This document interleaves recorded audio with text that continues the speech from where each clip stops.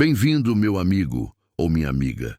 Se inscreva neste canal se você curte esses relatos e comenta aí de qual cidade você me assiste. Acordei porque a telha bateu de novo. Mesma telha, mesma hora. 5 da manhã. 22 anos nessa casa. 22 anos acordando com aquele barulho metálico que virou meu despertador pessoal, mais confiável que qualquer relógio. Poderia consertar, subir no telhado com martelo e prego, enfrentar o vento e o calor daquele pé de ferro quente, mas não consigo. Tem algo naquele barulho que me diz que ainda há vida neste lugar, que ainda há algo respirando, mesmo que seja só a casa envelhecendo. A cama rangeu quando levantei. Madeira de lei que meu pai deixou. Mesma madeira dura onde ele dormiu sozinho durante anos, depois onde minha mãe dormiu antes de ir embora, deixando só o vazio. Os espelhos da pele me observavam no pequeno espelho do banheiro, aquela cara curtida de quem passou a vida inteira sob o sol de Maranhão sem qualquer misericórdia. Rugas fundas como sulcos de arado, cabelo branco que não lembro quando ficou assim. Em que momento decidi parar de tingir ou tentar parecer mais jovem? Simplesmente deixei. Deixei a barba crescer de qualquer jeito, sempre com 3 dias de crescimento que virou meu rosto, minha marca. Não tenho razão para fazer melhor. Não tenho razão para nada, na verdade. O banheiro cheirava a mofo. As telhas antigas absorvem a umidade da noite e nunca secam completamente. A água da torneira saía vermelha no começo, depois amarelada. Peguei um pano e limpei o rosto. Não há espelho grande, então nunca vejo minha imagem inteira. Só pedaços, só fragmentos de quem virei. Café preto, sem açúcar. 2 dedos de café coado na peneira de pano que minha mãe deixou, aquela que ela usava quando ainda fazia comida pra gente que importava. 2 fatias de bolo de fubá duro que fiz domingo e está no fim da semana, começando a enganchar nos dentes, pedindo para ser mastigado com paciência. Pão de ontem, duro também, que deixo de molho na xícara de café para amaciar. Isso é café para quem vive sozinho. Não é refeição, é combustível. É a obrigação do corpo de continuar funcionando quando a mente já desistiu há tempos. Sou Tião. Tião apenas. Nunca precisei de sobrenome por aqui. Sobrenome é coisa de gente que importa em lugar grande, em cidade, em cartório. Aqui no meio do sertão de Goiás, perto daquela estradinha vermelha que liga 2 vilarejos esquecidos pelo tempo, todo mundo é só primeiro nome. Tião é suficiente. Tião é tudo que preciso ser quando ninguém me vê. Saí para a varanda. O mundo estava cinzento ainda, aquele cinzento morno e pegajoso que vem antes do sol queimar tudo e fazer parecer que o próprio ar está em brasa. A propriedade se estendia diante de mim como um corpo deitado que respira devagar. Cerca a oeste precisava de arame novo porque o velho enferrujou no tempo. O curral do lado norte tinha mofo na madeira porque chuva vaza pelas frestas. A bomba d'água estava fazendo aquele barulho estranho de novo, aquele barulho que diz que em breve ela morre. O gado magro demais porque a ração está cara. O galinheiro precisava de novo arame porque a cobra entrou semana passada. Sempre algo quebrado. Sempre algo que pede conserto. Sempre meu problema. Isso é vida de fazendeiro sozinho. Peguei a enxada velha, alumínio que virou acinzentado pelo tempo e por negligência, e fui para a roça. O caminho é o mesmo todos os dias, 600 passos até o cercado onde planto feijão e milho. Meu corpo não precisa pensar, só segue. Os pés sabem o caminho melhor que meus olhos. Já perdi a conta de quantas vezes passei por aqui. 1000 vezes, 5000, não importa. É caminho de morte em vida. O calor subiu rápido. Aquele calor seco que queima a pele, mesmo quando você não está suando. O sertão não perdoa, nunca perdoou. A gente aprende a conviver com isso, como quem convive com dor crônica. Você não cura, só aprende a ignorar. Depois a dor vira normal, depois vira vida. Trabalhei até o meio da manhã. Capinava com um ritmo de máquina. Mãos que conhecem o trabalho, que não pensam, que só executam. O feijão estava bom. A chuva de uma semana atrás foi boa. Talvez colha bastante para vender alguns sacos na vila. Talvez não. Não importava muito mais. Importou mais quando era mais jovem, quando achava que conseguir dinheiro significava conseguir ser feliz. Agora sei que não. Senti fome ali no pé da lida, aquele fome que vem do corpo sabendo que queimou energia. Comi um punhado de milho que tinha guardado num pote de vidro. Bebi a água do pote que carrego, aquela água que fica quente, mas mata a sede de qualquer forma. O céu começava a ficar branco de tão quente. Voltei para casa pelo mesmo caminho. Estava passando das 6 da tarde. O corpo já pedia descanso depois das 10 horas de lida no curral e no pasto. Os músculos reclamavam. As costas doíam. Isso é velho. Deitei na rede na varanda. A rede que meu pai pendurou há 30 anos, quando essa casa tinha gente, quando tinha barulho de criança, quando tinha mulher rindo na cozinha. O balanço era o mesmo, vagaroso, hipnótico, infinito. Os olhos fechavam sozinhos. Nenhum barulho chegava, nenhuma voz de mulher, nenhuma risada de criança, nenhum carro que parasse na estrada. Só vento batendo nas folhas secas da manga. Só o silêncio que aprendi a chamar de paz, mas que é só morte em câmera lenta. Dormi assim, pensando em nada, pensando em tudo, pensando em como a solidão vira costume, como a gente deixa de desejar companhia, como a dor vira tão normal que começa a aparecer amor. Acordei porque Trovão latiu. Não é latido dele, latir. Trovão é macho de 12 anos, perdeu a força há tempos, dorme mais que vive, passa a vida inteira deitado na sombra procurando água fresca. Mas quando latiu, foi um latido que pediu atenção. Aquele som que cão faz quando estranha algo, quando sente que o padrão mudou. Levantei da rede devagar, os ossos reclamando. O sol já caía. 6 da tarde pode ser, ou 6h30. Caminhei até o portão com Trovão vindo atrás, toda aquela concentração que ele só consegue quando há algo diferente. A estrada de terra em frente à fazenda estava vazia, sempre vazia. Você vê um carro talvez uma vez por semana passando por aqui, uma moto de vez em quando, gente a pé, quase nunca. O mundo grande ficou para os outros. A gente que escolheu, ou que foi escolhido para ficar no sertão do Maranhão, entendia que solidão era o preço. Era a moeda que você pagava por viver longe. Mas havia algo na estrada. A princípio pensei que era um saco. Plástico, talvez, aquele que o vento traz de longe, lixo de gente que passa, sacola de compras que voou da carroceria de algum carro. Mas Trovão não latia para saco, latia para a vida, latia para algo que respirava. Aproximei do portão com os olhos entortados para enxergar melhor contra aquele sol que começava a descer, mas ainda queimava. O chão queimava na sola da bota. O vento levava poeira vermelha em nuvens pequenas que grudavam no suor. Era uma pessoa. Estava caída uns 20 metros da minha cerca, bem na beira da estrada. Primeiro pensei que estava morta.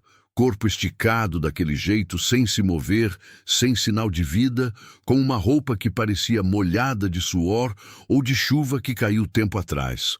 Cabelo preto espalhado na terra vermelha.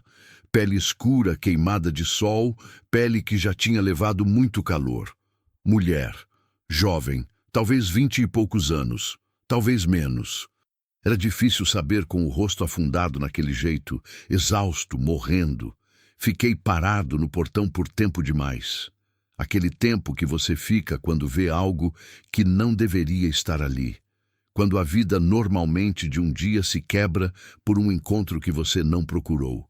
Quando o destino coloca algo na sua porta e você tem que decidir rapidinho se vai seguir em frente ou se vai parar. Não pensei em fechar a porta. Não pensei em voltar para a rede e fingir que não vi. Não pensei em chamar alguém que pudesse se importar. Aquilo que acontece comigo desde sempre, desde criança. desde quando tinha mãe que me pedia para ajudar os vizinhos, desde quando tinha pai que dizia que era fraqueza. Meu pai dizia que era fraqueza deixar que gente estranha entrasse na sua vida. Minha mãe dizia que era bênção.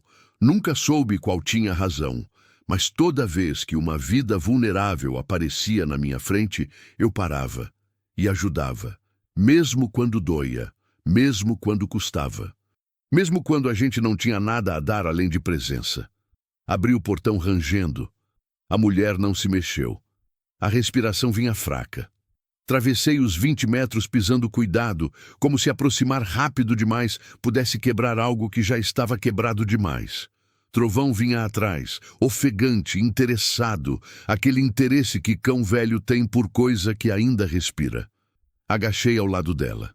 Estava quente, corpo todo queimante. A roupa, um vestido vermelho que tinha sido bonito um dia, estava suja de terra e pegajosa de suor que não secava. Os pés descalços, feridos, com bolhas que explodiram, com sujeira que entrou nas feridas, cabelo colado na testa molhada de suor ou de febre. Ela respirava, fundo, irregular, mas respirava. Aquela respiração que diz que o corpo ainda luta, ainda quer viver, mesmo que a mente tenha desistido. Moça, chamei. Minha voz saiu rouca, estranha, gasta. Não falo muito com gente viva. Falo com o trovão, falo com o vento, falo com a terra que planto. Nada, só respiração pesada. Coloquei a mão na testa dela. Febre. Nem precisava de termômetro para saber. Era aquele calor que corpo doente libera. Aquele calor que significa que algo interno está em guerra. Que o corpo está tentando se defender de algo que não consegue vencer sozinho. Olhei ao redor. Nenhuma bolsa, nenhuma mala, nenhum carro parado longe, escondido na curva.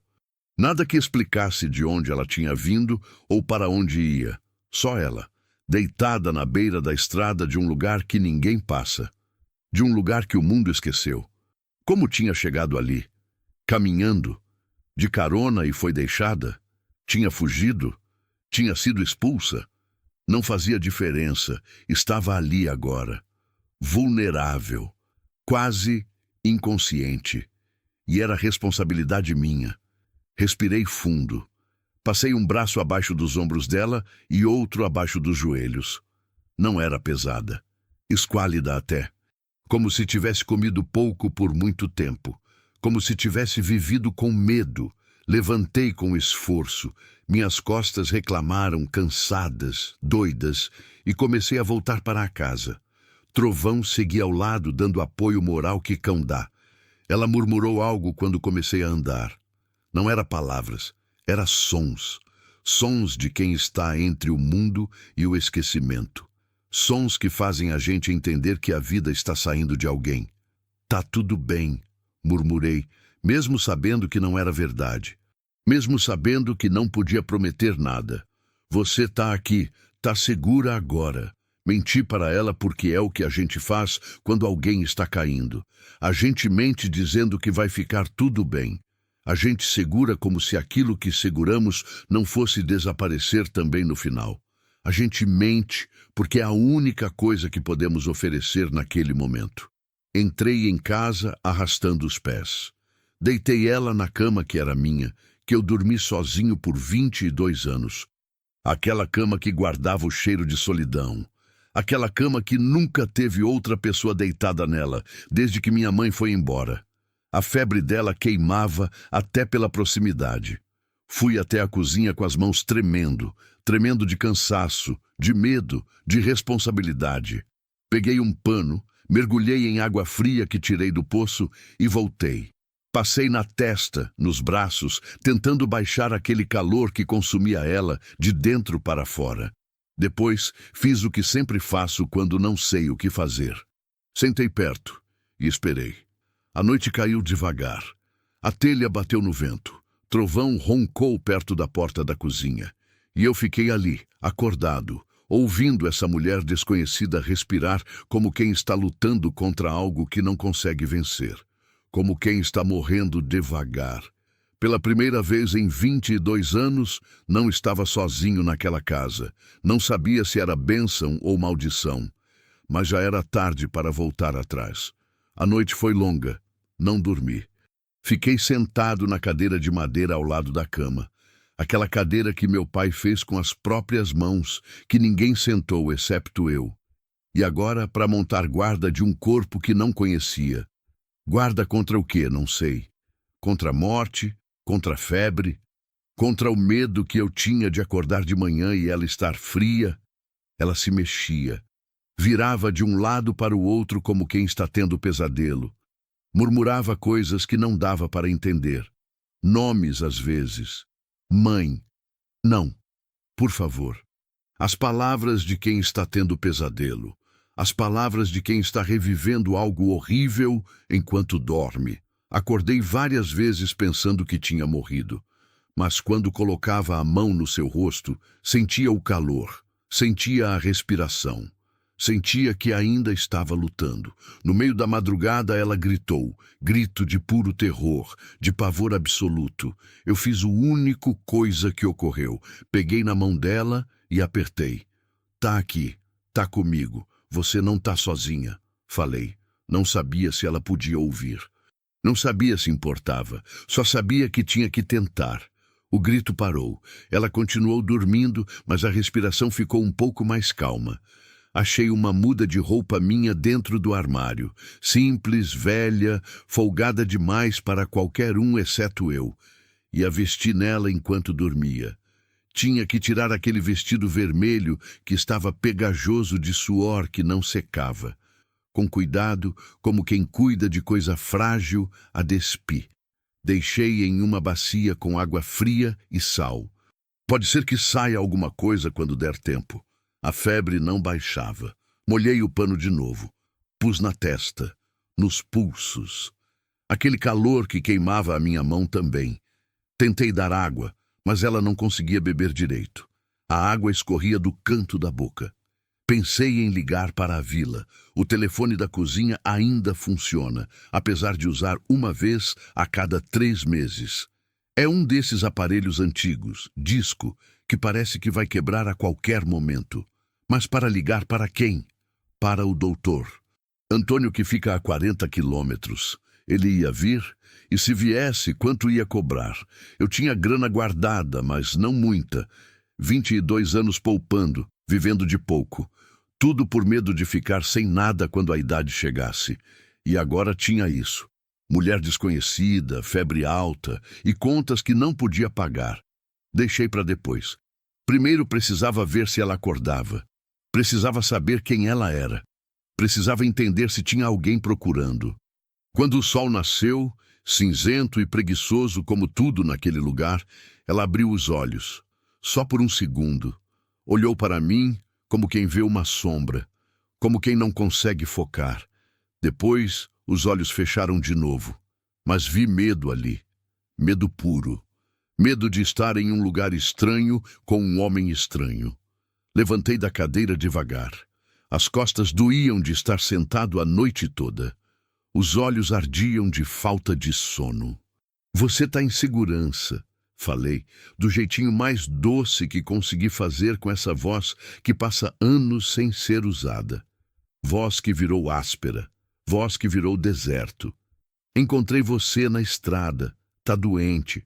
Você está aqui para descansar, para se recuperar.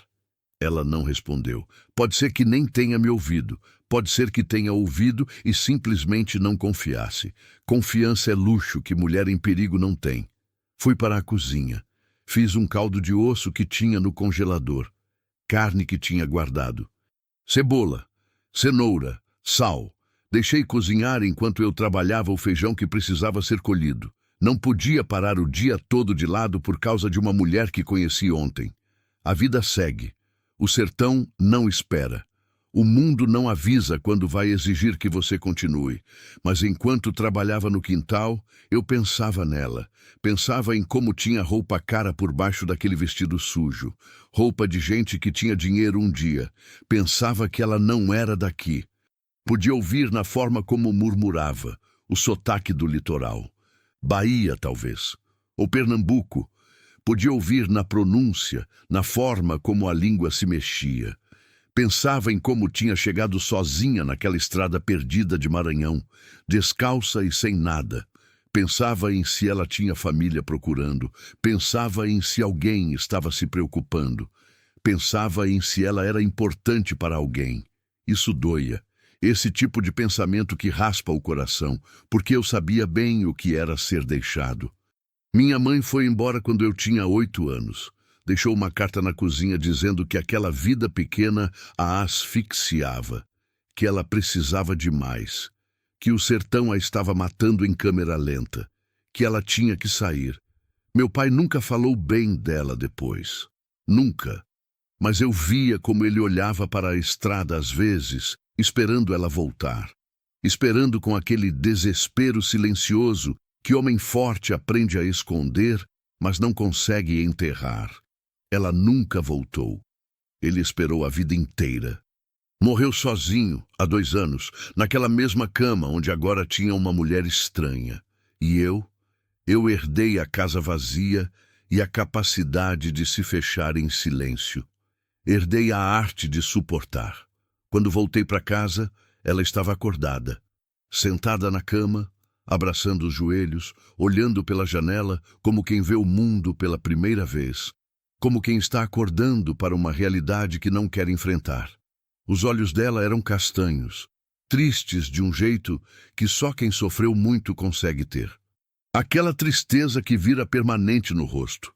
Meu nome é Tião, falei do batente da porta, segurando a tigela de caldo quente nas mãos trêmulas. Você está na minha casa, minha propriedade. Você estava na estrada quando eu passei, com febre alta. Ela virou para mim, devagar, com desconfiança, com aquele cuidado que animal assustado tem. Onde eu tô? Perguntou. A voz era pequena, rouca, gasta. Voz de quem gritou muito ou de quem não fala há dias. Na minha casa, aqui no interior. Você estava na estrada quando eu voltava do curral. Você estava caída, febre alta. Ela piscou como quem está tentando se lembrar, tentando montar a história do que aconteceu. Quanto tempo? A noite toda, desde umas 6 da tarde de ontem. Ela abaixou a cabeça. Parecia envergonhada, parecia culpada. Aquele jeito que pessoas têm quando acham que são problema. Você tem fome? Ofereci o caldo, aproximando devagar, como quem aproxima de animal assustado. Por um momento, ela não respondeu.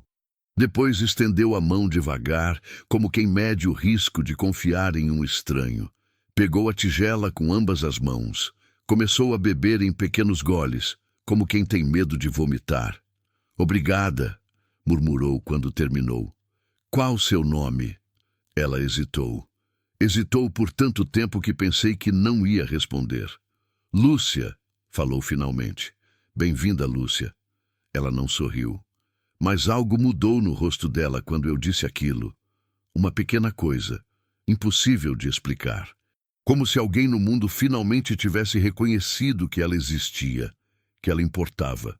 Naquela noite, quando deitei na rede da varanda, cedendo a cama para ela, percebi que tinha feito uma escolha que não podia desfazer. Tinha deixado a solidão me soltar. A telha bateu no vento, trovão dormia perto, e dentro da casa, uma mulher desconhecida dormia na cama que era minha, respirando devagar, descansando de um cansaço que eu não entendia ainda. Mas ia entender. Quando você escolhe cuidar, você também escolhe sofrer. Esse era o preço que eu estava começando a pagar. E não havia volta. Lúcia ficou na cama por 3 dias. Não porque quisesse. Porque o corpo dela simplesmente não obedecia. A febre baixou no 2º dia, caindo devagar como água que escapa de um recipiente furado, mas deixou para trás uma fraqueza que a impedia de se mover mais que alguns metros. Ela caminhava até a porta da cozinha e voltava ofegante. Seus pés não a sustentavam. Suas pernas tremiam com qualquer esforço. Eu cozinhava caldo, chá de gengibre que eu fazia com cuidado, pão mole que ela conseguia comer. Conversava pouco. Olhava para a janela como quem está esperando alguém que não vai vir, esperando o resgate que não existe. No terceiro dia, ela sentou-se na varanda comigo. O pôr do sol queimava vermelho naquele jeito que só o sertão faz quando a chuva está chegando. As nuvens vinham do horizonte como montanhas de chumbo. O vento mudou. Aquele vento que muda tudo, aquele vento que anuncia.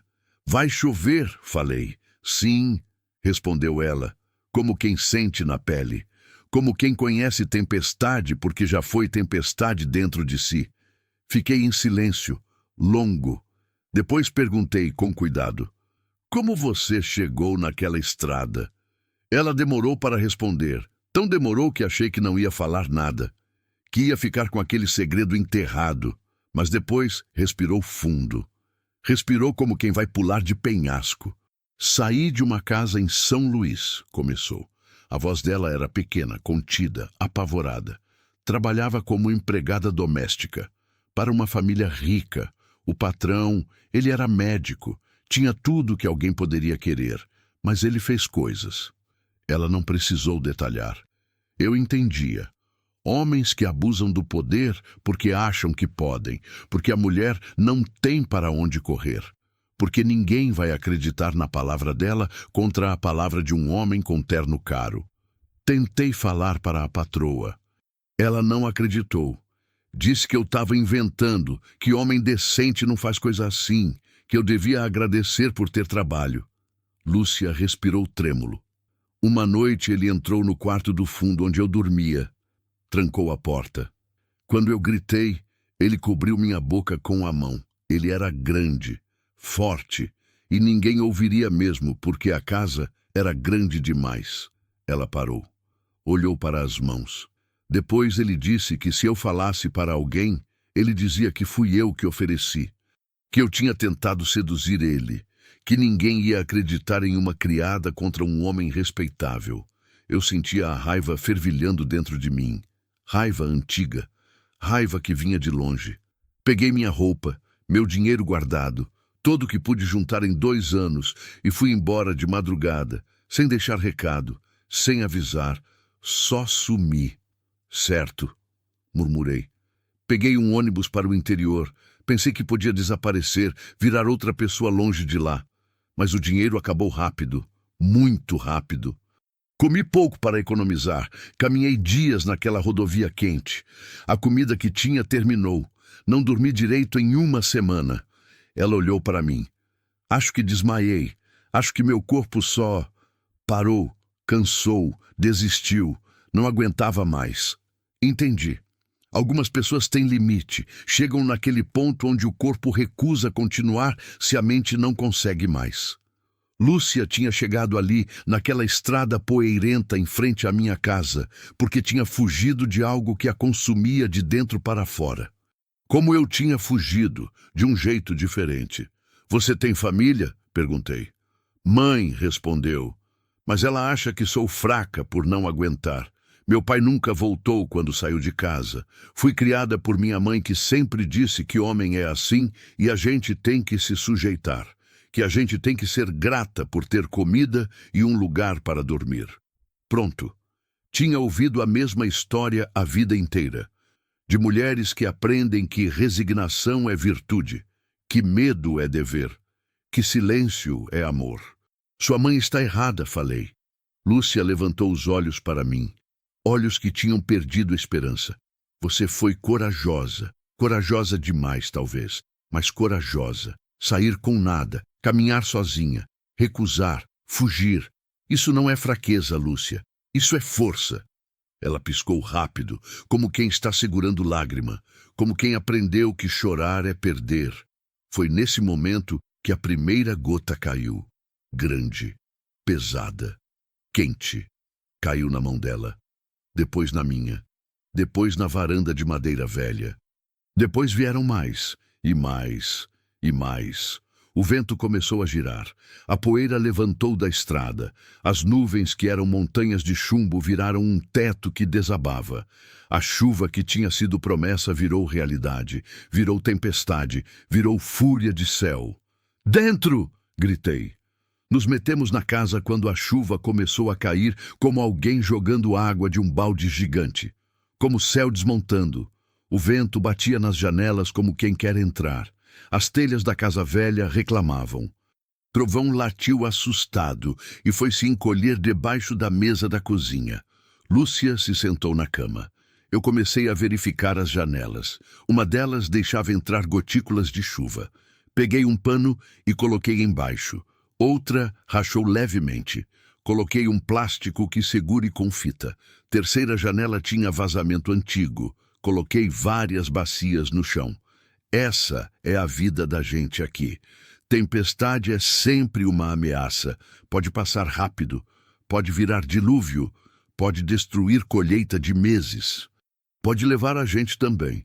Fui até o rádio, transmissão de emergência da cidade mais próxima, aviso de temporal, temporal severo, recomendação de não sair, isolamento de estradas, enchente na vila. Lúcia apareceu à minha porta com as mãos tremendo. "Tá tudo bem?" perguntou com voz pequena. "Tudo bem, só é uma tempestade. Passa." Mas enquanto eu dizia aquilo, senti que ela começava a se mexer estranho, como quem está com frio mesmo em dia quente, como quem está tendo aura de algo pior. "Lúcia!"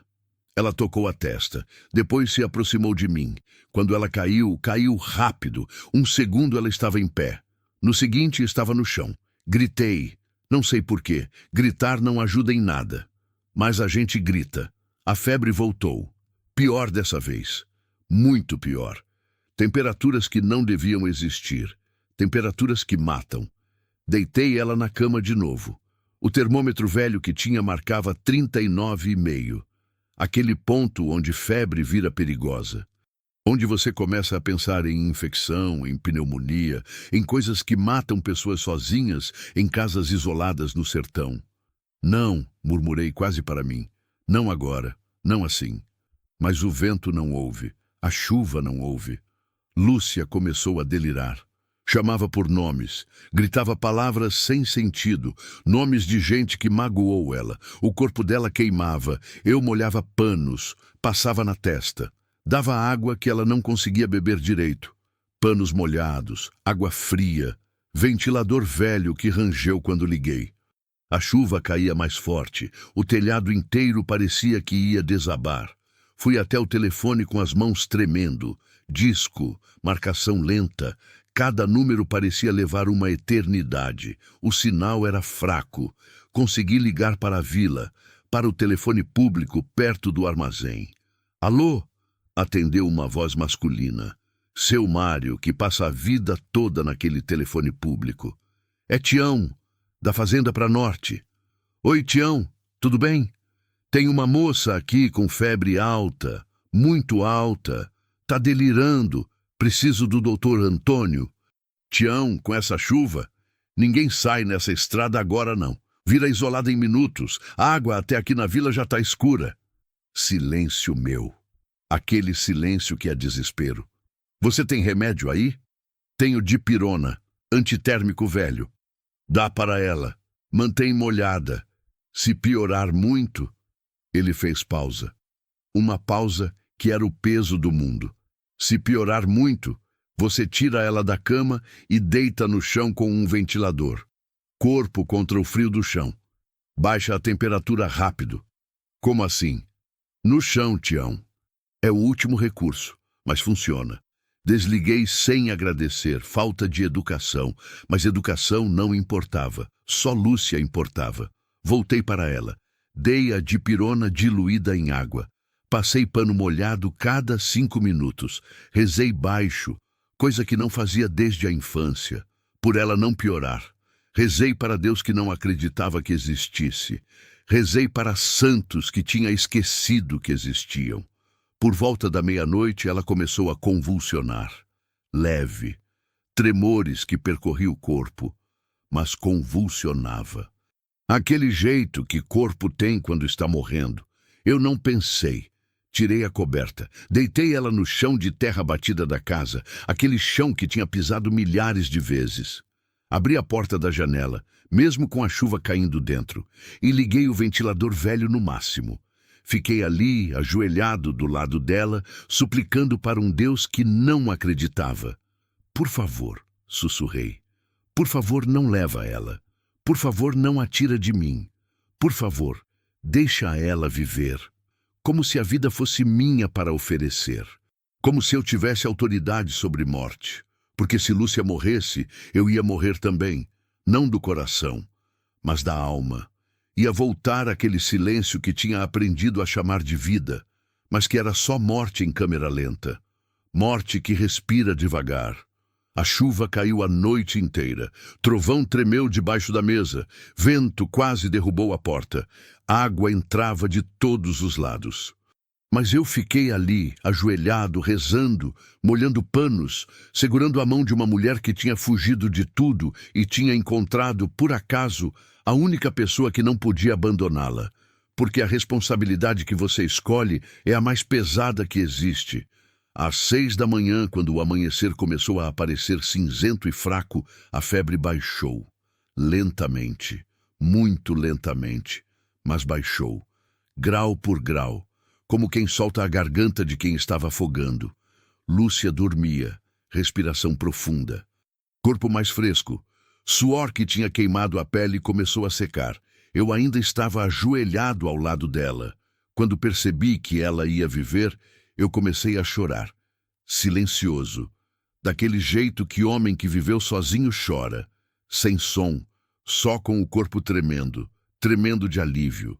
Tremendo de pavor retrospectivo. Tremendo porque tinha quase perdido. Passaram 2 semanas depois daquela noite. Lúcia ainda estava fraca, mas o corpo dela tinha aprendido a viver de novo. Se movia devagar pela casa. Ajudava com coisas simples, folhear feijão, organizar louça, alimentar Trovão que agora dormia perto dela em vez de perto de mim. Aquele cão velho parecia ter encontrado propósito novamente. A chuva tinha parado no 3º dia. A estrada voltou a passar carros. O mundo normal tinha retornado. Mas nada era normal para mim. Eu acordava pensando nela. Trabalhava pensando nela. Dormia acordado na rede, pensando em como deixar ela segura se algo acontecesse de novo. Isso é o que medo do abandono faz com a gente. Transforma proteção em prisão. Transforma cuidado em obsessão. Ela cozinhava comigo. Aprendeu meus horários. Cuidava das galinhas enquanto eu ia para o curral. Lentamente, como planta que cresce devagar, ela voltava à vida. Mas havia algo nos olhos dela que tinha medo. Algo que sabia que isso tinha prazo. No 14º dia, ela me chamou. Estava sentada na varanda, aquela mesma varanda onde tudo começou 2 semanas atrás. O pôr do sol era lindo, cor de mel que queima. Lúcia olhava para a estrada, para aquele caminho que a trouxe até mim. Tião, senta aqui. Sentei ao lado dela, perto o suficiente para sentir o calor do corpo, longe o suficiente para respeitar o medo que ela tinha. Você sabe o que significa o que você fez por mim? Perguntou ela. Não respondi, não sabia responder. Você me devolveu para mim mesma, continuou. A voz dela era firme, diferente. Quando você me pegou naquele chão, eu era só corpo. Corpo que tinha desistido, mente que tinha desistido. Agora eu sou gente de novo. Lágrimas desciam pelo rosto dela. Mas não era tristeza, era alívio, era nascimento de novo. Vou voltar, ela falou. Meu coração caiu. Para quê? Para encontrar minha mãe. Para dizer que não sou fraca. Para mostrar que uma mulher sozinha consegue mais que qualquer homem que se ache superior. Para viver. Ela respirou fundo. E depois eu vou procurar ajudar outras mulheres como eu, que fugiram, que foram deixadas, que estão em estrada de terra perdida achando que é o fim, que estão sozinhas como eu estava. Aqui no Maranhão? Começando aqui. Sim, fiquei em silêncio. Aquele silêncio que é aceitação. Não era o fim que eu queria, mas era o fim que ela precisava. Era o fim que ela tinha direito. Você vai? Perguntei, porque tinha que perguntar. Amanhã, respondeu. Se você me levar até a cidade, se você me emprestar um pouco de dinheiro. Assenti. Não consegui falar. Naquela noite, fiz comida boa. comida de despedida, frango caipira que tinha guardado para ocasião especial, arroz branco que cozinhei com cuidado, feijão meu, bolo de milho feito com ovos que as galinhas tinham dado. Comemos em silêncio. Aquele silêncio que não dói mais porque virou companhia, virou intimidade, virou amor que não precisa de palavras para existir. Depois, antes de dormir, ela me abraçou. Primeiro e único abraço. E foi suficiente. De manhã cedo, eu a levei na picape velha até a cidade. 40 quilômetros, 2 horas de estrada de terra que conhecia de cor.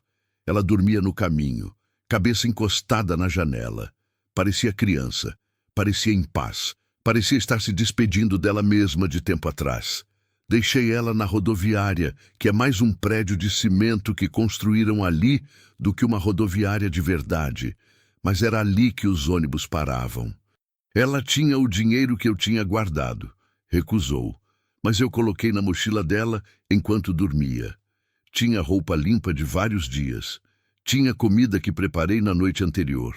Tinha o endereço de uma assistente social que conhecia em São Luís. Mulher que tinha vindo aqui uma vez fazer trabalho social e deixou o cartão. Tinha dignidade novamente. Obrigada, Tião, ela falou no portão da rodoviária. Aquele portão que separava 2 mundos, o meu e o dela. Cuida de você, foi tudo que consegui dizer. Ela sorriu. Aquele sorriso que eu não tinha visto em 2 semanas. Sorriso que significava esperança, significava vida, significava futuro. Depois virou e entrou. Desapareceu. Voltei para a fazenda sozinho. A casa vazia me recebeu do mesmo jeito que recebia antes. Mas não era a mesma coisa, porque agora eu sabia que não precisava ser assim. Que isolamento era escolha, não destino. 3 dias depois, limpei a cerca norte inteira. Consertei a telha que batia. Caizei a casa de branco. Plantei árvore frutífera na frente do portão. Árvore que levaria anos para dar fruto, mas que ia dar. Depois peguei o telefone com medo na boca. Medo de ser recusado. Medo de soar louco. Liguei para a assistente social em São Luís. Eu queria fazer uma coisa, aqui na minha propriedade, para mulheres que fogem, que precisam de um lugar seguro enquanto arrumam a vida. Abrigo, comida, descanso, possibilidade. A mulher do outro lado da linha respirou fundo. Você sabe o tamanho disso? Não, mas sei que não posso deixar de tentar. Ela começou a me fazer perguntas. Tomou nota de tudo. Disse que ia ver, que ia pensar, que ia falar com pessoas. 3 meses depois, tinha carta oficial. 6 meses depois, tinha 3 mulheres na casa. Uma estava saindo de relacionamento abusivo de 10 anos. Outra tinha perdido tudo para alcoolismo e precisava de chance. Terceira tinha fugido de tráfico e estava traumatizada demais para qualquer coisa além de descansar. Não era solução. Solução é coisa que não existe para feridas dessa profundidade. Feridas que levam anos para cicatrizar. Que nunca cicatrizam completamente, mas era começo. Eu plantava, cozinhava, cuidava. Ouvia histórias de dor que antes eu ignoraria. Antes eu fingia não ver. Antes eu tinha preguiça de ver. Trovão envelheceu mais, mas com companhia não sentia tanto a solidão. Lúcia mandou carta, depois mensagem por telefone da vila quando conseguia ir lá. Tinha voltado para a mãe, tinha feito as pazes, longo, doloroso, verdadeiro. Sua mãe tinha aprendido que resignação não é virtude, que medo não é dever. Agora, Lúcia trabalhava em um abrigo em São Luís. Ajudava mulheres, vivia. Eu penso em você todo dia, escreveu na carta. Carta que peguei da caixa de correio da vila. Carta que reli tantas vezes que quase rasguei. Penso em aquele homem que parou para me ajudar quando podia ter fingido que não viu. Penso em como um gesto muda tudo. Como um sim, quando você podia dizer não, muda destino, muda mundo, muda pessoa. Eu não tinha feito nada de especial, só tinha parado. Mas agora entendo que parar é a coisa mais rara do mundo. A gente passa a vida correndo, ignorando, fingindo não ver. Porque ver dói, porque ajudar custa, porque envolver é responsabilidade. Uma tarde, sentado na varanda com uma das mulheres, a que tinha fugido de tráfico, que ainda não conseguia falar muito, ela perguntou: "Quando foi que você percebeu que sua vida tinha sentido?" Olhei para a estrada de terra, para o horizonte imenso, para o vento batendo nas folhas da árvore que plantei. Quando entendi que isolamento não era proteção, que solidão não era escolha, que a gente precisa de gente, que a gente precisa se permitir precisar. Ela assentiu. Depois, devagar, colocou a cabeça no meu ombro. Primeiro sinal de confiança, primeiro sinal de que estava começando a acreditar que tinha lugar seguro no mundo. Naquela noite, a telha bateu no vento, mas dessa vez não despertou medo, despertou alegria, porque casa que respira é casa que vive, e vida é melhor que silêncio. Sempre. O tempo passou, mudanças aconteceram. Mulheres vieram e se foram, levando consigo as esperanças que plantei. Algumas voltavam para contar que estavam bem. Outras desapareciam para a vida que mereciam. Trovão finalmente descansou para sempre. Plantei árvore para ele também. E eu continuei. Não como herói, não como salvador, apenas como o homem que aprendeu que o verdadeiro sentido da vida não está no que você tem. Está no que você oferece, no que você segura, na mão que você estende. O mundo não muda rápido aqui no Maranhão. O sertão trabalha em seu próprio ritmo, lento, implacável, como um coração que bate há milhões de anos. 3 anos passaram desde o dia em que Lúcia desapareceu naquele portão da rodoviária, e eu ainda sinto aquele vazio daquele momento. Mas agora é um vazio diferente. Não é o vazio do abandono. É o vazio da despedida de quem amamos. Acordei cedo, como sempre. Antes das 5. A telha bateu uma vez, depois parou. Consertei aquela telha há 2 anos, mas a gente sabe que algumas coisas nunca param de fazer barulho. Elas só aprendem a fazer barulho diferente. Levantei da cama que agora durmo porque a maioria das noites tenho companhia, e fiz meu café. Preto, sem açúcar. Hábito antigo demais para mudar. Mas dessa vez, enquanto esperava a água esquentar, eu pensava. E pensar se tornou coisa comum depois que Lúcia chegou. Antes eu dormia pensando em nada, agora durmo pensando em tudo. Marina estava na cozinha. Ela tinha chegado 1 ano atrás. Veio por intermédio da assistente social. Tinha escapado de uma situação que não gosto de descrever. Não porque seja violenta, mas porque é tão comum que dói mais reconhecer. Homem que aprisiona mulher em casa. Homem que controla dinheiro, documentos, a própria respiração. Marina tinha 43 anos, tinha 2 filhas que o pai levou. Legal, porque tinha advogado caro, porque mulher que foge é considerada má mãe pelos tribunais. Ela chegou aqui pesando 48 quilos.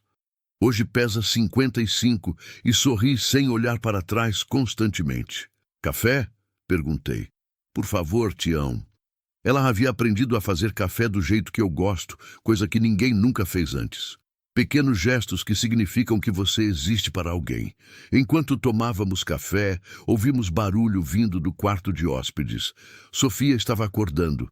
Sofia chegou há 3 meses. É a mais jovem de todas, 22 anos, quase uma criança. Fugiu de um noivo que a família havia combinado. Homem 40 anos mais velho, rico, conectado. A família a chamava de insubordinada. Sofia prefere chamar a si mesma de viva. E Carla chegou ontem. A assistente social ligou às 7 da noite. Tem uma moça em pânico no abrigo de transição. Não tem para onde ir. Você teria espaço? Lembrei de Lúcia desmaiada naquela estrada. Lembrei de como o universo tinha colocado ela exatamente no meu caminho. Sim, disse. Diga para vir.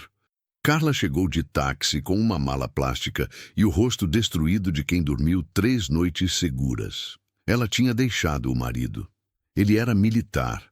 Ela tinha conseguido provas de infidelidade.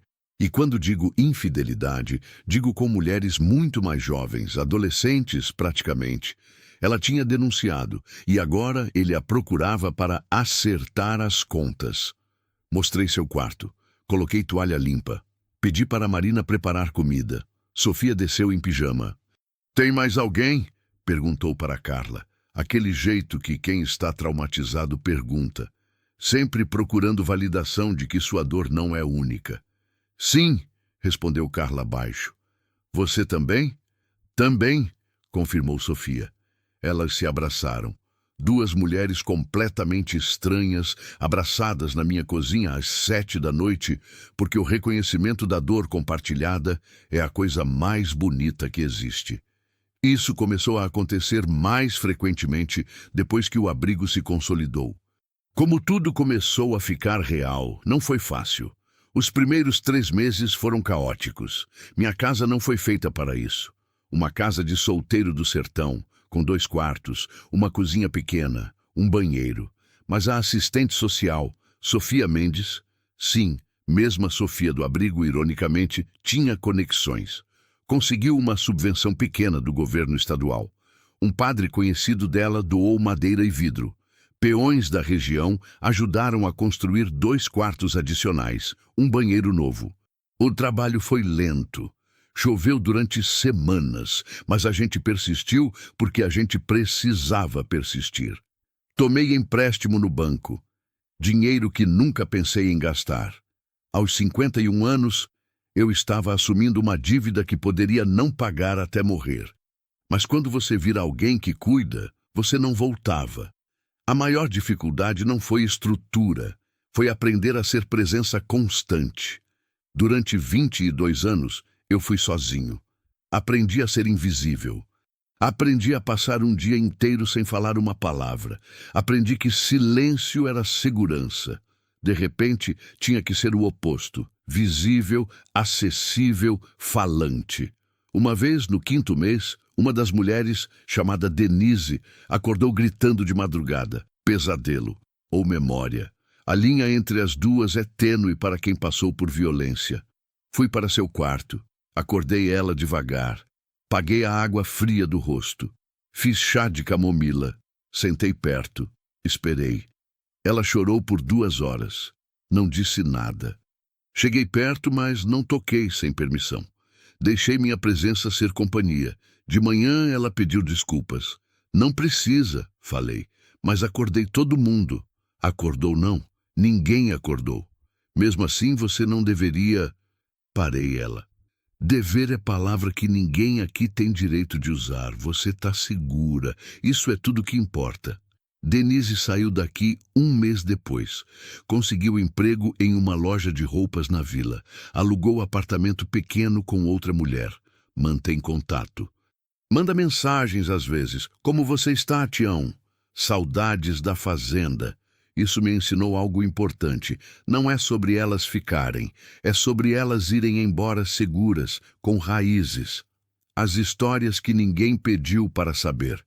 Marina não fala muito sobre seu passado, mas em um fim de tarde, enquanto a gente arrancava mato da horta, trabalho que ela pediu para fazer, ela começou.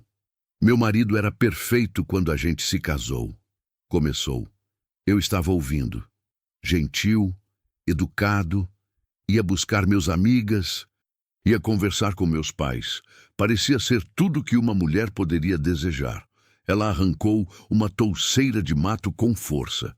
No 1º ano, ele começou a pedir pequenas coisas, que eu não saísse sozinha, que eu não falasse com certos amigos, que eu comprasse roupa de tal forma, que eu falasse com voz mais baixa, pequenas coisas. "Controle", murmurei. Isso. No 2º ano virou grande. Ele me tirou do trabalho. Disse que tinha vergonha de sua esposa trabalhar, que ele sustentava ela, que ela só precisava cuidar da casa e ficar bonita para ele. Ela parou de arrancar mato. Quando nasceu a primeira filha, eu fingia estar feliz. Quando nasceu a segunda, Eu sabia que tinha perdido meu corpo, meu nome, meu próprio rosto, porque toda decisão tinha que ser dele, desde o que as crianças comiam até quanto tempo eu dormia. Por quanto tempo? Perguntei. 20 anos, Tião. 20 anos. O número caiu como uma pedra entre nós. Meu pai começou a ficar doente. Câncer. Ele pediu para me ver. Meu marido disse que eu não podia sair, que era mentira, que meu pai queria desviar minha atenção. Ela respirou fundo. Meu pai morreu enquanto eu estava em casa, fingindo estar feliz, enquanto meu marido dormia na sala. Lágrimas desciam pelo rosto dela. Depois disso, algo quebrou. Eu não reconhecia a mulher no espelho. Meus filhos não me viam. Meu marido me possuía, literalmente. Ele tentava dizer quem eu era. Como você saiu? Encontrei seu número em uma revista velha que estava em uma caixa no banheiro. Sofia Mendes e seu abrigo para mulheres. Li aquilo e pensei, Marina, você tem duas opções. Morre aqui dentro de uma forma que ninguém vai reconhecer como morte, ou você pula. Ela olhou para mim. Eu pulei. Marina agora trabalha como diarista na vila. Está recuperando contato com as filhas lentamente. O ex-marido tentou impedir judicialmente, mas conseguimos advogado pro bono. As filhas começam a entender que a mãe não desapareceu por escolha, que o pai tinha mantido ela prisioneira. Recentemente, a filha mais velha mandou um bilhete. Mãe, eu te amo. Marina chorou por 1 hora quando leu aquilo. Chorou de uma forma que parecer que 20 anos de água retida estava saindo. Sofia é diferente. Sofia é educada, fala bem, vem de família abastada de Brasília. Seu avô é juiz, seu pai é advogado respeitado, sua mãe é psicóloga conhecida e seu noivo era filho de senador. Era um casamento que fazia sentido nos jornais sociais, nas conversas de família, na lógica de quem mede tudo por conexão e dinheiro. Mas Sofia ouviu uma conversa acidental. Seu noivo falando com amigos sobre como ia domesticar ela. Como ela era inteligente demais, e isso era problema. Como depois do casamento ele teria que ensinar a seu lugar. E naquela noite, Sofia saiu de casa com uma mochila e um endereço que tinha anotado em um jornal velho da assistente social. Minha família acha que sou louca. Ela me contou no primeiro dia. Talvez você seja, respondi. Você não acha que devo voltar? Voltar para quê? Para segurança, para conforto, para uma vida que faz sentido. Segurança para quem? Perguntei. Você ou eles? Sofia ficou quieta. A única segurança que importa é aquela que você dá para si mesma. Sofia trabalha como professora voluntária agora. Ensina português e matemática para crianças de família pobre. Ela está lindo dessa forma. Encontrou propósito que dinheiro nunca poderia comprar. Seu pai ligara uma vez, ela atendeu. Conversaram por 1 hora. Ele não pediu para voltar. Ele pediu desculpas. O encontro, que trouxe tudo de volta a Lúcia, voltou 1 ano depois de ter saído. Não aviou. Simplesmente apareceu. Eu estava reformando a cerca com a ajuda de um peão quando vi a picape da assistente social subindo a estrada vermelha. Parei. Algo dentro de mim sabia. Lúcia desceu da picape com roupa de profissional. Calça preta, camisa branca, cabelo em coque. Parecia uma versão diferente dela, mais forte, com mais responsabilidade nos ombros, mas era ela. Nós nos abraçamos, não porque fôssemos demonstrativos, mas porque às vezes a alma reconhece quando foi tocada de verdade. Você está bem? Perguntei. Estou, respondeu, mas não vim aqui para falar de mim. Ela virou para Sofia Mendes, a assistente social. Vim aqui porque Tião precisa de ajuda. Eu? Sim, seu projeto está crescendo, as doações estão aumentando, mas você está gerenciando isso tudo sozinho. Isso não é sustentável. Ela respirou fundo. Estou saindo do abrigo em São Luís.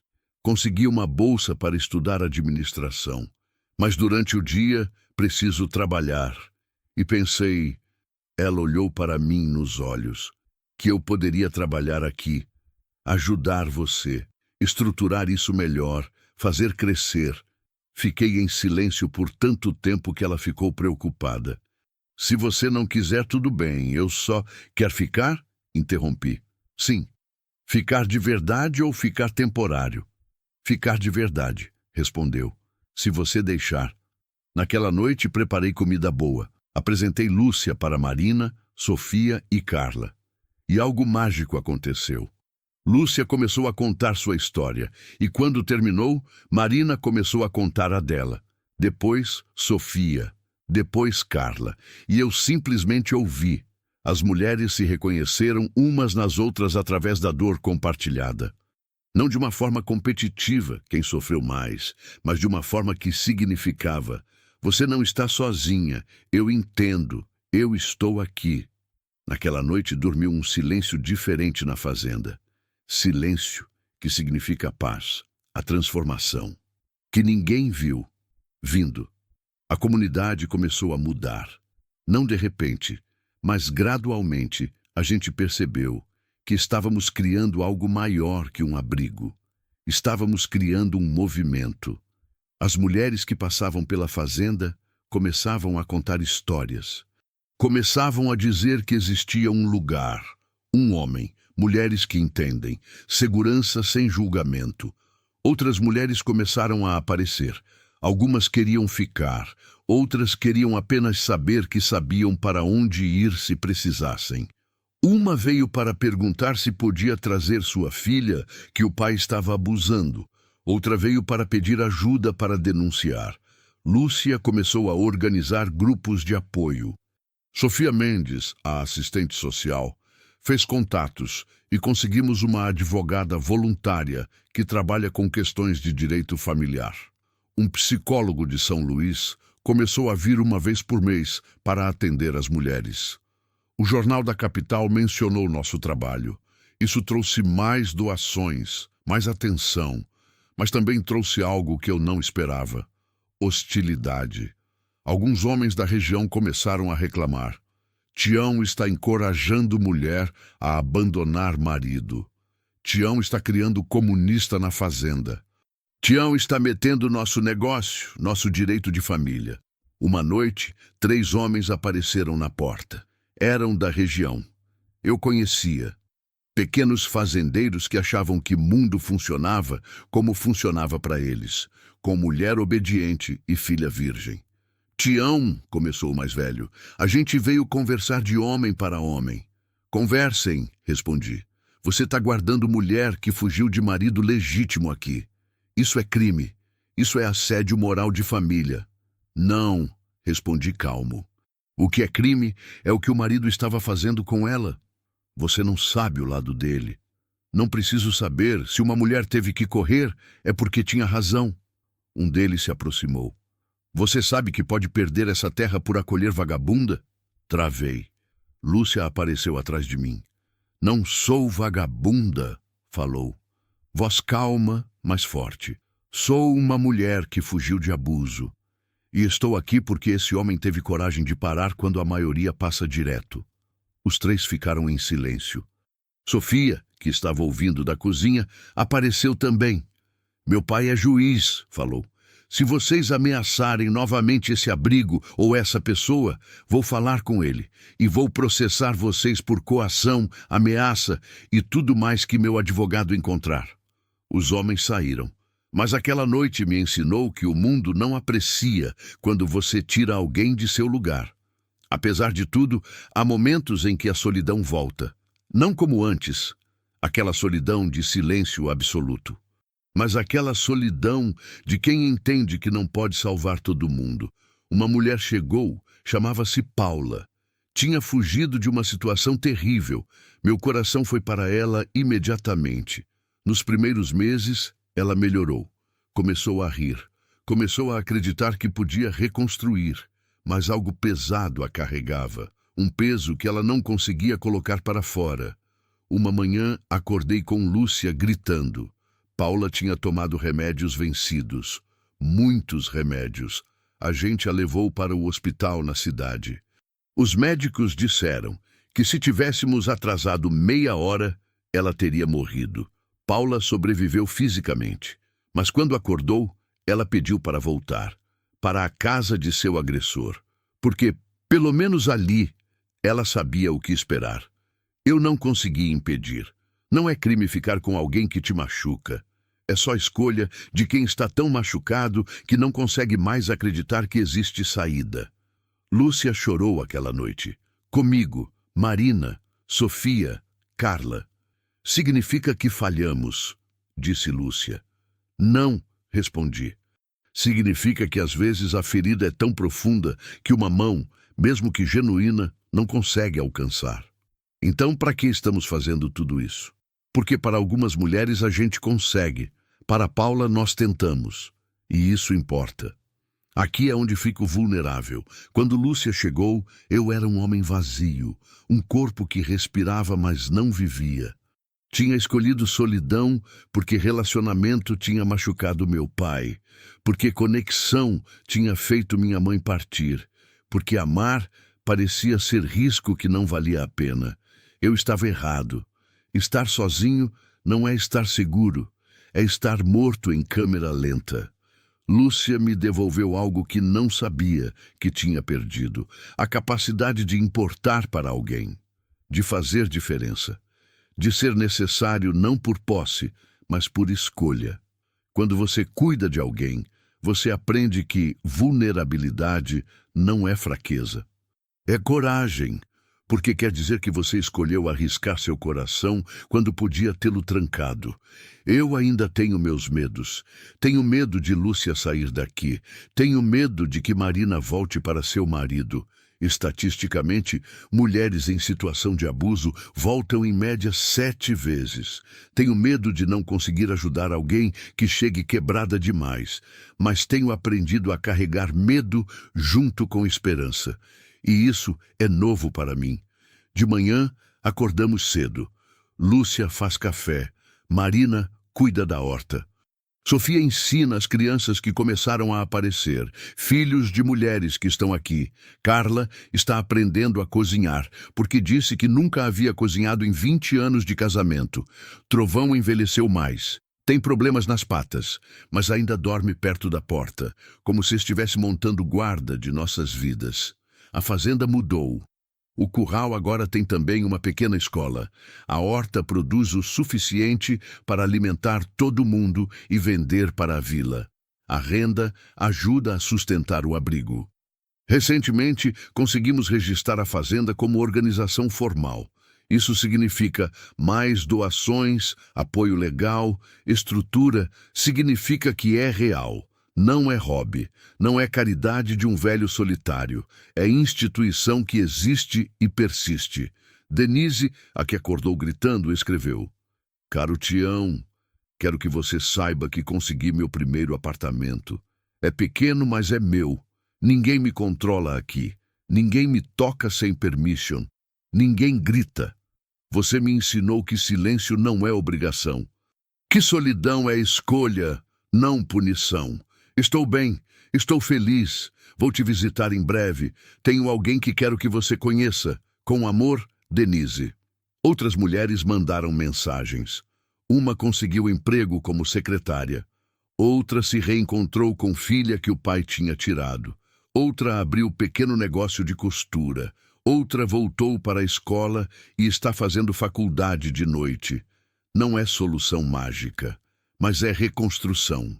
É vida. Há tempos quero conversar com meu pai. Não consigo, claro. Ele está morto. Mas às vezes sinto como se ele pudesse ouvir. Queria dizer: pai, você ensinou que relacionamento é risco, que mulher sai, que homem fica, que isso é lei de sobrevivência. Você estava errado. Relacionamento é também escolha, é também coragem, é também permitir que alguém importe. Você morreu sozinho, porque elegeu estar sozinho. Eu quase morri sozinho. Mas Lúcia chegou e me mostrou que havia outra forma. Você virou amargo porque deixou que mágoa matasse a esperança. Eu quase virei amargo também. Mas entendi que até mesmo em dor, existem momentos bonitos. Perdoe-me por não entender isso quando você estava aqui. Perdoe-me por não ter sido forte o suficiente para quebrar aquele padrão mais cedo. Às vezes, pessoas me perguntam: Tião, você não pensa em casar? De ficar com alguém para si? A resposta é complicada. Lúcia é meu amor, mas Lúcia é também minha companheira de missão.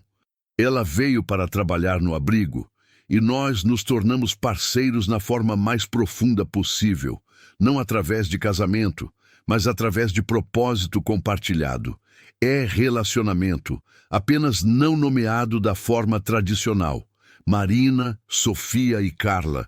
Elas também são minhas, não como posses, mas como responsabilidade que assumi e que assumi alegremente. O coração enche de formas que a gente não espera. Eu amo Lúcia com intensidade que faz meu peito arder. Mas também amo Marina quando ela sorri para a foto da filha, que recém conseguiu contato renovado. Amo Sofia quando ela volta da escola com histórias de como ensinou uma criança a ler. Amo Carla quando ela cozinha pela primeira vez sem instrução de ninguém. Isso é amor também. Mas nem tudo é luz. Tem noites em que Lúcia ainda grita dormindo, relividando o trauma que a polícia não conseguiu resolver. Tem dias em que Marina fica catatônica, lembrando-se do rosto do marido. Tem momentos em que Sofia chora porque sua família ainda a pressiona para voltar à sensatez. Tem momentos em que eu sinto o peso de tudo isso. O peso de saber que o mundo é pequeno demais para tanta dor.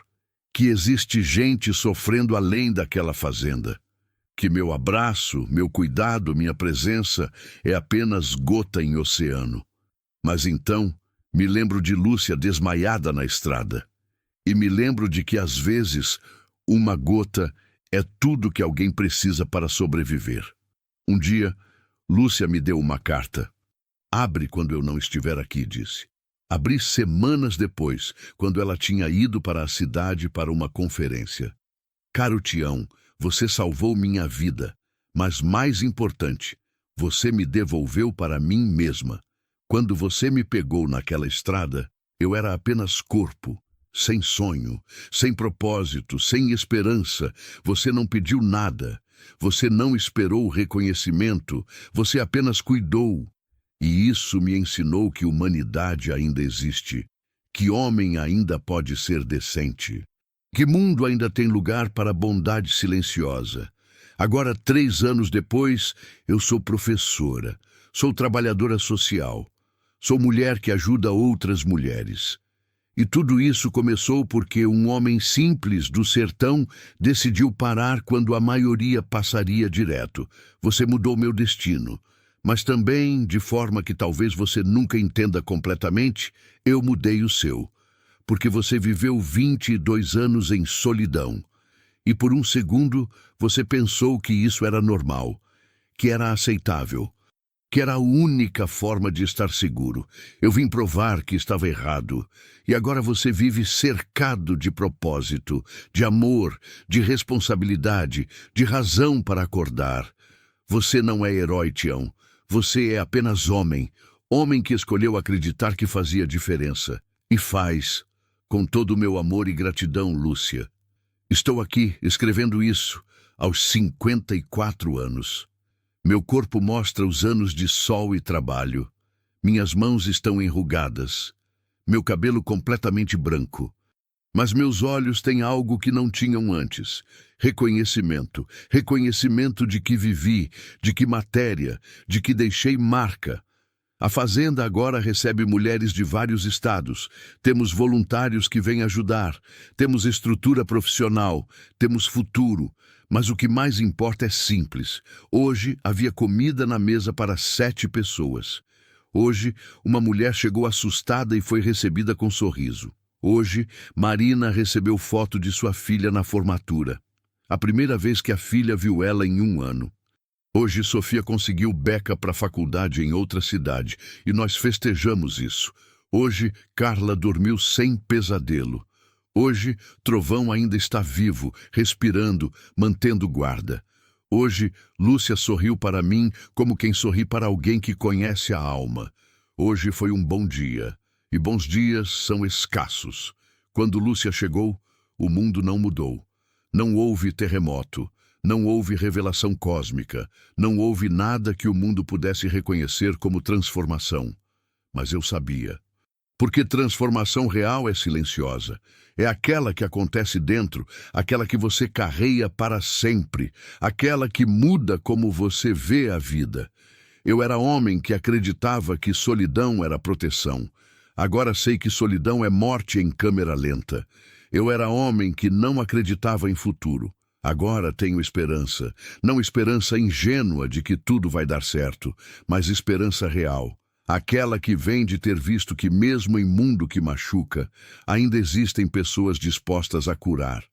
Ainda existem gestos simples que mudam destino. Ainda existe humanidade. E tudo isso começou porque trovão latiu, porque eu parei, porque decidi que a vida de uma mulher desconhecida importava. Isso é tudo, nada de especial. Apenas parar, apenas ver, apenas reconhecer que aquela vida era valiosa. Lúcia costumava dizer que Deus pôs ela em meu caminho. Eu discordo. Eu acho que Deus foi apenas circunstância. Eu escolhi parar. Eu escolhi ajudar. Eu escolhi permitir que alguém importasse.